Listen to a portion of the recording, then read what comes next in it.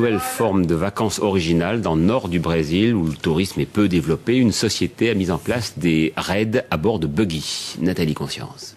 C'est impressionnant, mais après le buggy descend tout seul. En écoutant le guide, ils ont le cœur battant. Sur les dunes du nord-est du Brésil, entre mer et sable, ces voyageurs sont venus pour un étrange baptême. Pendant une semaine, ils vont piloter un buggy, un petit engin tout-terrain qui va les emmener partout, là où les autres ne vont pas.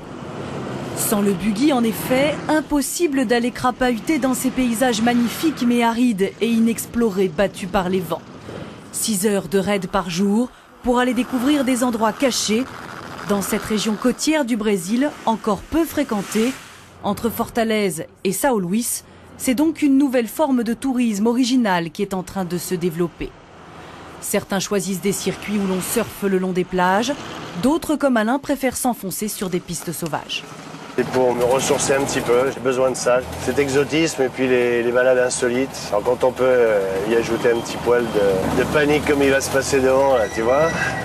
Là, c'est pas négligeable, il faut déjà trouver la première. Là, je suis en troisième et c'est parti. C'est vrai, ça passe. De chemin en chemin, de rivière en rivière, l'aventure a un prix élevé.